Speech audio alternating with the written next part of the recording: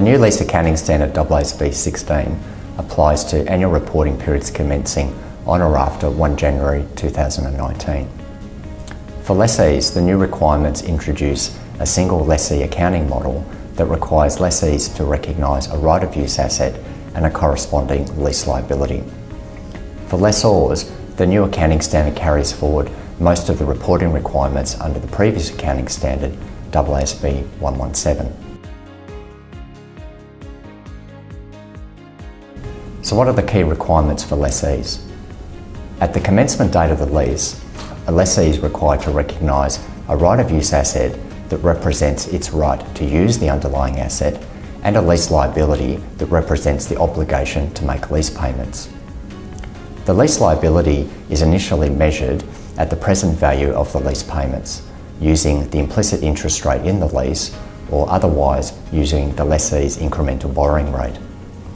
The right-of-use asset is initially measured at cost, which principally comprises the initial measurement of the lease liability and adjusted for any pre-commencement date lease payments, lease incentives and initial direct costs.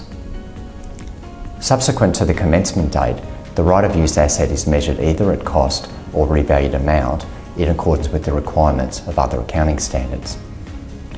The lease liability continues to be measured at the present value of the remaining lease payments.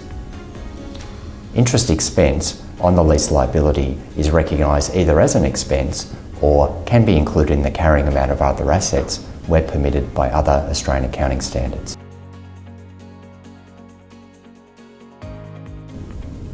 So what are the key requirements for lessors? As indicated, AASB 16 carries forward most of the accounting requirements from the previous standard.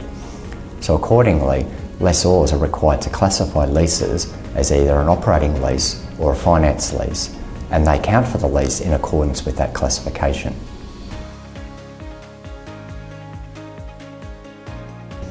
Importantly, lessees have a choice of transition method. Firstly, under the retrospective method, lessees apply the new requirements as if the accounting standard had always applied, and this includes the restatement of comparative information. Under the alternative method, the cumulative catch-up method, lessees apply a modified retrospective method using a number of available choices and practical expedients within the accounting standard. Under this method, comparative information is not restated. So what are the next steps? Importantly, entities should make a full assessment of the requirements of the new standard and importantly make an evaluation of the choice of transition methods and the various practical expedients that are available.